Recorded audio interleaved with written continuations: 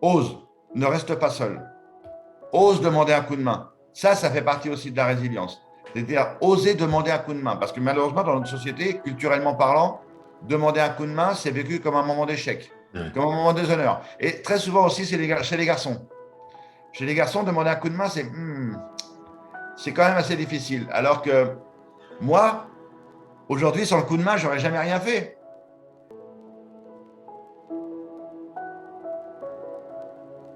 L'impossible, c'est juste à vous, hein. C'est personne d'autre. Vous savez, il y a plein de gens qui vont faire en sorte que votre rêve ne va pas se réaliser. Il y a ceux qui ont peur pour vous, parce que peut-être que votre rêve, parce que je vous parle d'expérience, hein, parce que ma famille, mes amis ont eu peur pour moi, pour cette histoire de la traversée de la Manche, ou quand j'ai voulu être pilote sur le Dakar, ou relier les 5 continents à la nage. Il y a des gens qui ont peur pour vous parce qu'ils vous aiment. Donc, ils vont tout faire pour essayer de vous déconseiller de réaliser votre rêve. Ils le font par amour. Et il y a ceux qui vont le faire parce qu'ils ont peur pour eux. Ils ont peur que vous réussissiez inconsciemment. Si lui, il réussit, mais c'est quoi, moi, mon rêve? Il est où mon rêve? Elle est où ma vie? Qu'est-ce que je suis devenu? Vous voyez, il y a ces deux tranches-là qui vont tout faire pour ne pas vous réaliser votre rêve.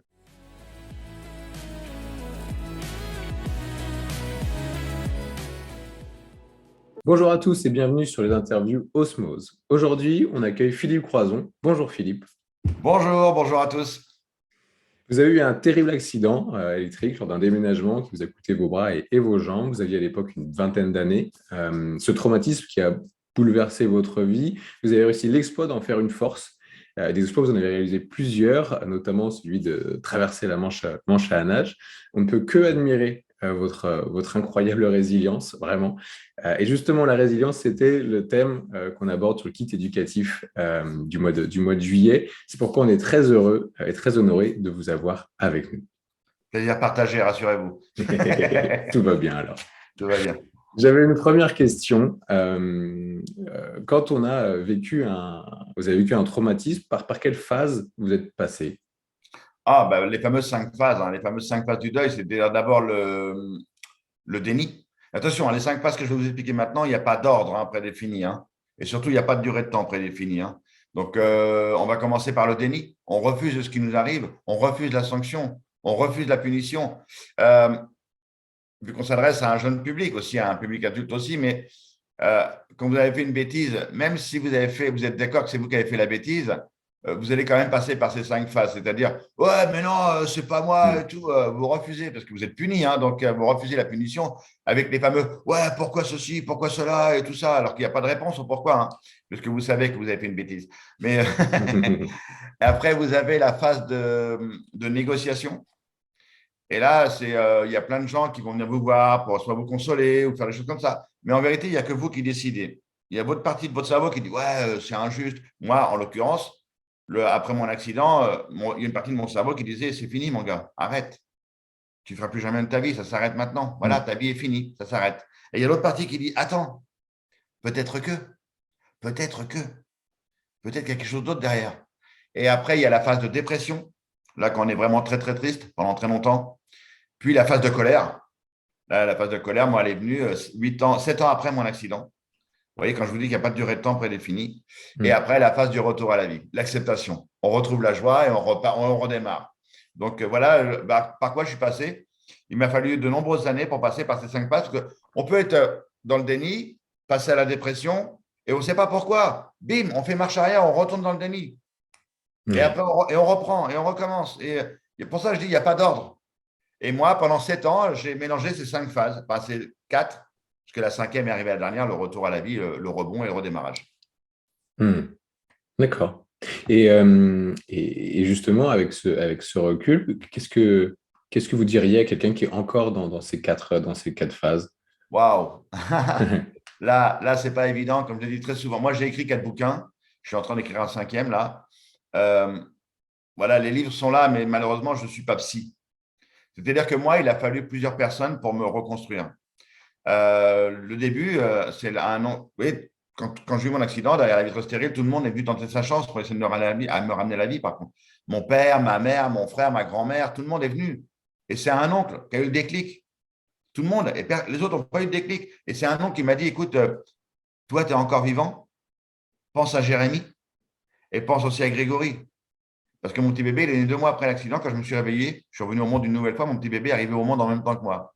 Mhm. Et là, il a la phrase qui va me ramener à la vie. Il me dit, tu ne crois pas que ce serait bien que tu sois là pour guider sur le chemin de la vie tes 2 garçons? Et pour moi, c'était un coup de jume virtuel cette fois-ci. Et à partir de ce moment-là, j'ai décidé de vivre. Ça a été mon premier déclic. Et après, il y a eu plusieurs déclics dans mon parcours de vie, mais celui-ci, c'était le premier qui m'a redémarré. Mhm. Ouais, Donc, et puis, quelle phrase j'aurais, je dirais alors, si, un truc important, ose, ne reste pas seul. Ose demander un coup de main. Ça fait partie aussi de la résilience. C'est-à-dire, oser demander un coup de main. Parce que malheureusement, dans notre société, culturellement parlant, demander un coup de main, c'est vécu comme un moment d'échec, ouais. comme un moment de déshonneur. Et très souvent aussi, c'est chez les garçons. Chez les garçons, demander un coup de main, c'est quand même assez difficile. Alors que moi, aujourd'hui, sans le coup de main, je n'aurais jamais rien fait. Sans tous ces gens qui sont mis autour de moi, d'abord pour me reconstruire, les pompiers, le SAMU, l'hôpital, le centre de rééducation, après ma famille et mes amis, et après les équipes qui se mettent autour de moi pour me réaliser mes aventures. Sans eux, j'aurais jamais réussi. Et surtout, sans la personne à qui je tiens le plus au monde, c'est ma chérie. Parce que ma chérie, elle m'a offert ses ailes, enfin, des palmes pour traverser la Manche à la nage. Donc, donc voilà, c'est oser demander un coup de main. Ouais. Ne restez pas seul. Ouais, c'est ça le piège de cette fierté qui peut en effet Ah, qui nous détruit isoler. tout. Mais qui détruit tout. J'en suis sûr et certain. J'en suis même convaincu parce que je l'ai vécu. Je l'ai vécu pendant 7 ans. Je n'ai pas osé demander un coup de main. Donc, je me suis autodétruit pendant 7 ans. J'ai fait qu'une chose pendant 7 ans. J'ai regardé la télé. Mm. Je me levais de bonne heure le matin, vers 14-15 heures, et je me couchais vers 3-4 heures du matin. Et pendant 7 ans, j'ai fait le lit, canapé, canapé, lit. J'ai rien fait d'autre. J'avais peur du monde extérieur et j'avais peur de demander un coup de main. Et dans cette même dynamique, on parle aussi beaucoup des proches, des aidants. Est-ce que, pareil, qu'est-ce que instinctivement vous auriez envie de dire à ces gens, à ces proches de personnes qui ont vécu un traumatisme? Je suis désolé, c'est la même chose. C'est parce que eux aussi sont dans la souffrance. Tu sais, ma compagne Susanna, elle a écrit un livre il y a 1 an maintenant qui s'appelle Ma vie pour deux, dans l'ombre du héros, une femme, où elle traite de la résilience, des aidants, Mm. pardon. Euh, Quand elle est tombée amoureuse de moi, enfin 10 ans après mon accident, on s'est rencontrés sur un site de rencontre. Tout est possible. Et ça fait 16 ans qu'on est ensemble. Et elle n'imaginait pas qu'elle allait devenir une aidante. Et même quand elle a écrit son livre, elle voulait écrire son parcours de vie à mes côtés, la difficulté qu'elle a eue de lutter dans mes aventures et de s'occuper d'une personne avec un handicap comme le mien. Et heureusement qu'elle a écrit son livre. Quand je dis qu'il faut parler, il faut savoir aussi écrire, parce que écrire, c'est même, je dirais même peut-être encore plus puissant que de parler, parce que c'est un exutoire, on lâche sur le Mm. papier ce qu'on a envie de dire réellement à ceux qu'on aime et à ceux à qui on a besoin de parler. Très souvent, l'écrit est beaucoup plus important. Et donc, ouais, les aidants, il faut penser à eux parce que, vous savez, quand on est quelqu'un d'aidé, j'en suis persuadé, on redevient entre guillemets un enfant. C'est-à-dire que plus on nous aide, plus on nous dit oui, plus on va demander. Mm. Et on ne se rend pas compte que la personne avec qui on est, parce qu'elle, elle le fait par amour, que ce soit une maman, un papa, un tonton, une tata, une épouse, un époux, un enfant même, qui va aider son parent, il le fait par amour. Donc lui, par amour, il va se défoncer, il va tout faire.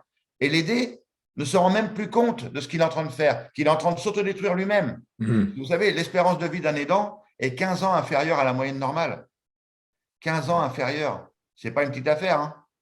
C'est parce qu'il s'use tellement. Et quand je vous dis ça, parce que Susanna, par exemple, ma compagne, elle s'est tellement fatiguée, tellement usée qu'elle n'a même plus fait attention à sa santé.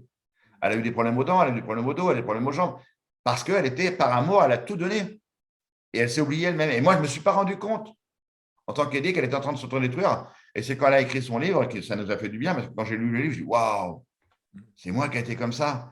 Et donc, les aidants, c'est pareil, la même chose. Ne restez pas seul. N'ayez pas peur de lancer un petit SOS. Et surtout, n'ayez pas peur de dire à votre aidé, oh, calme-toi là. OK, là, tu me demandes un truc. Tu vois, je suis en train de faire quelque chose là. Donc, je ne suis pas à ton service à l'instant T. Je vais le faire, je t'aime, je te promets que je t'aime. Mais laisse-moi ce que je suis en train de faire moi pour moi. Et après, je viens de voir. Mm. Et c'est pas être égoïste. Hein. Ouais, ça me paraît super important en effet ça. Et peut-être qu'on ne s'autorise pas à le faire en tant Et qu'aidant. Dire, ouais, bah non, il faut que j'aide. Non, c'est pas ça. H24. C'est ça. Ils se sacrifient H24. Et ils ne pensent plus à eux.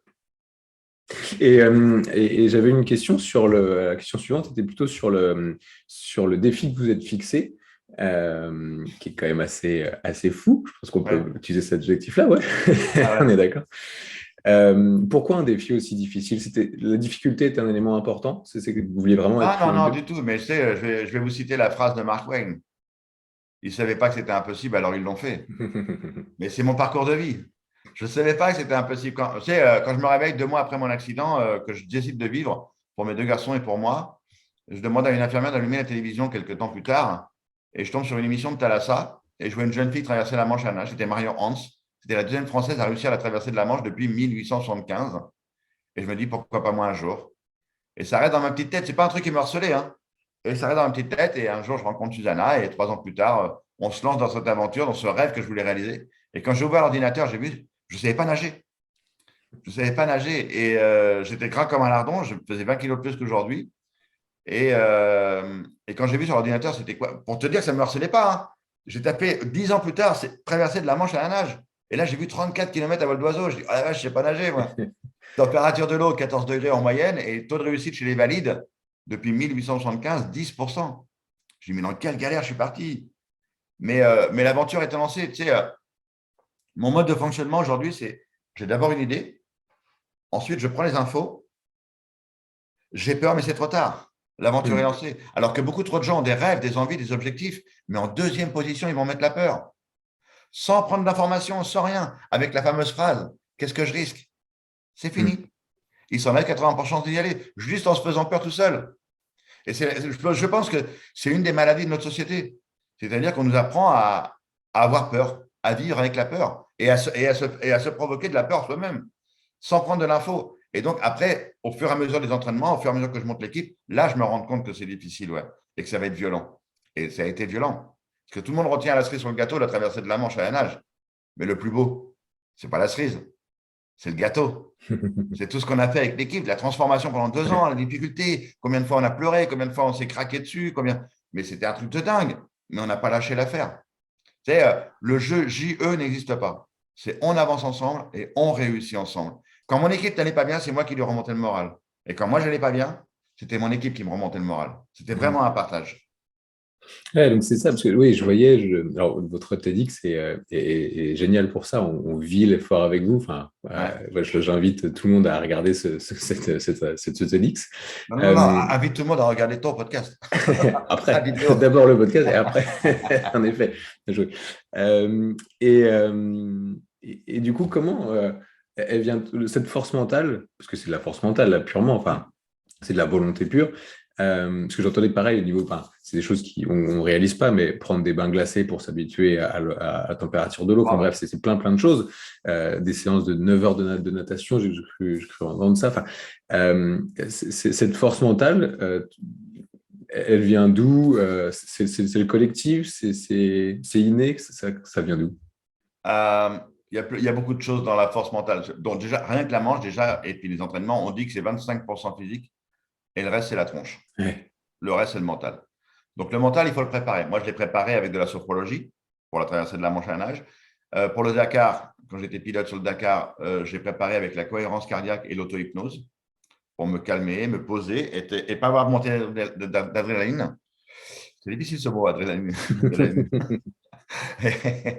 Tu l'as très bien dit aussi, le collectif fait partie du mental. C'est-à-dire que à partir du moment où quelqu'un m'a accordé sa confiance, et là, à la fin de la traversée de la Manche, il y a pratiquement une centaine de personnes qui nous ont aidés. Au début, on est deux, Susanna et moi. À la fin, il y a pratiquement une centaine de personnes qui nous ont aidés. Et quand je suis venu de la Manche, que je suis malade, je ne peux pas me décevoir moi. Je ne peux pas décevoir Susanna, je ne peux pas décevoir mon équipe. Et surtout, je ne peux pas décevoir tous ces gens qui m'ont accordé leur confiance, qui m'ont payé mes prothèses, qui ont payé mes entraînements, les partenaires, les élus, les chefs d'entreprise. Tous ces gens-là, je ne peux plus les décevoir. Et elle est là, mon énergie. Elle est là, mon énergie. Hmm. Et mon rêve d'atteindre l'objectif. Parce que tu sais, très souvent, quand j'étais dans le dur, ou Susanna était dans le dur, ou l'équipe était dans le dur, je leur disais, mais si je réussis cet objectif, je vais changer ma vie. Si je réussis cet objectif, je ne vais plus retourner dans mon canapé. Hmm. Et c'est ce qui m'a tenu. Tu vois, le rêve, ton propre mental, le mental de l'équipe et la confiance que les gens t'ont accordée. Ouais. Il est Hmm. là, mon mental. Oui, et puis c'était pas une fin en soi, dans le sens où ce que vous venez de dire, l'idée, c'est qu'après ça, ça sera le début de quelque chose d'autre, en fait. Ouais, ouais, complètement. Je fais pas des défis pour faire un défi. Ça, on m'en propose plein des défis, hein, je refuse. Je le fais parce que j'ai envie. Mm. Pourquoi se fixer des limites? Qui a dit qu'on devait se fixer des limites? On n'en a qu'une des vies, hein, si je ne me trompe pas, hein. Donc moi, je suis mort le 5 mars 94. Donc tout ce que je vis aujourd'hui, c'est du plus, c'est du bonus. Donc je vis. Je vis, des fois c'est difficile, c'est violent, je ne dis pas que c'est facile. Parce que très souvent, j'ai entendu dire, oui, mais pour lui, c'est facile. Mais il n'y a rien de facile. Tous les objectifs, il n'y a pas de héros dans la vie, hein. Tout ce qu'on a réussi, c'est parce qu'il y a des gens qui ont travaillé. La réussite vient par le travail. La réussite vient par le travail, pas par autre chose. Donc, quand j'ai envie, je fais. Je ne me pose pas la question, est-ce que je peux? Non, je fais. Et après, je me rends compte que c'est difficile. Ouais. Mais c'est parti. Oui, il faut un peu se mettre dos au mur et se dire, voilà, maintenant Ouais. qu'on est là. Il faut avoir un petit vélo aussi dans la tête qui tourne à l'envers de tout le monde. Et je pense qu'on a tous ce petit vélo-là, mais on a été éduqués d'une façon, que ce soit nos parents, hein. Tiens, un truc extraordinaire, c'est que tout petit, mais même moi, hein, en tant que papa, je l'ai fait. Combien de fois j'ai dit à mes enfants, fais attention. Mm. Mais c'est un truc de dingue. Et on leur dit en permanence, fais attention, fais attention, fais attention, fais attention. Et le gamin, quand il arrive à l'âge adulte, qu'est-ce qu'il fait? Ben, il ne sait même pas pourquoi il le fait, hein, mais il fait attention. Et ouais, on est formaté dans le fais attention. On est formaté dans la peur et dans le fais attention. Donc, toute notre vie, qu'est-ce qu'on fait? On a peur et on fait attention. Alors, ça fait une belle transition avec la question suivante, qui s'adresse justement plutôt, on va dire, aux parents ou aux éducateurs, tous ceux qui vont être avec des enfants. Euh, Est-ce qu'on peut, et si on peut, comment on peut transmettre la résilience? Comment vous faites-vous avec vos enfants? Est-ce que ça se transmet? Waouh, ça, je ne sais pas si ça peut vraiment se transmettre, l'optimisme, le dépassement de soi, tout ça, ça peut se transmettre. Mais la résilience, si on parle de Boris Cyrulnik, c'est d'avoir eu un traumatisme et de rebondir, d'aller. Avant l'accident, j'étais là, je suis tombé, j'ai eu mes outils de résilience, j'ai eu plusieurs outils de résilience et je suis revenu là, quoi. J'étais plus haut que ce que j'étais avant. C'est aller au-delà de ce qu'on pourrait être capable de faire. Et c'est surtout d'avoir cette capacité de rebondir. La résilience du fer, hein, c'est ce qu'on parle, hein, très souvent. La résilience du métal, on peut le modeler, on peut le machiner, mais il revient à sa forme initiale au départ. Voilà. Et donc, non, je ne sais pas si on peut transmettre la résilience. On peut la partager. On peut dire qu'on s'en est sorti. C'est ce que je fais dans toutes mes conférences aujourd'hui, hein. Je fais à peu près entre 80 et 100 conférences à l'année. Donc, c'est du plein temps. Et j'offre ma résilience sur scène, quoi. J'adore ça, j'adore partager. Mais dire qu'on peut lui dire, tiens, voilà le flambeau. Euh, Quand j'ai eu mon accident, ça va peut-être être bizarre ce que je vais te dire, mais quand j'ai eu mon accident, si quelqu'un comme moi était venu dans ma chambre avec ses 4 prothèses et dire, ouais, moi j'ai traversé la Manche à la nage, mon gars. Moi j'ai fait ça, j'ai fait ci, tu peux t'en sortir. Peut-être que j'aurais eu la réaction de dire, waouh, merci d'être venu. Oh, merci d'être. Ou alors peut-être que j'aurais eu la réaction, mais qu'est-ce que tu viens me faire chier là? Qu'est-ce que tu viens m'emmerder maintenant, toi? T'es qui, toi, pour me parler comme ça, toi? Tu vois? Hmm. Je sais pas chacun a sa propre. On a parlé au début des 5 phases à franchir. Je ne sais pas dans quelle phase j'aurais été à ce moment-là et comment j'aurais accueilli cette personne. Donc, passer sa résilience, je pense que c'est compliqué. Ouais. Ce que vous disiez aussi au début avec les mots de votre oncle qui vous ont particulièrement fait écho, c'est très personnel. C'est ce message-là de cette personne-là à ce moment-là, et puis finalement, il serait venu 2 jours plus tôt, 2 jours plus tard, peut-être que ça n'aurait pas fait écho de la même façon. Ouais. Mais c'est exactement ça. C'est exactement ça. Il n'y a pas d'instant T, quoi. Il n'y a pas d'instant T, il n'y a pas de tic-tac. C'est maintenant qu'il va avoir besoin de cette phrase-là que chaque être humain est différent, quoi. Donc, d'où la complexité, hein, d'arriver à faire sortir quelqu'un d'une dépression Mais par contre, il ne faut pas lâcher. Si on l'aime vraiment, il ne faut pas lâcher. Je sais que c'est dur, hein, c'est facile à dire, hein. Mais si je suis là aujourd'hui, c'est parce que pendant les 7 ans, il y en a plein de gens autour de moi qui n'ont pas lâché l'affaire. Mes parents, mon frère, voilà, il y a plein de gens qui étaient autour de moi et pourtant j'étais dans une phase gros con, hein. Je l'explique dans mon livre, hein, dans mon 4e livre, dans mon 3e livre, pardon, Plus fort la vie. J'ai eu cette phase gros con où j'ai envoyé chez tout le monde pendant pratiquement longtemps. Donc, mais ils n'ont pas lâché. Et j'ai une dernière question pour élargir un petit peu et partir plutôt sur le terrain de la motivation. Et j'avais envie d'aborder le côté réaliser ses rêves.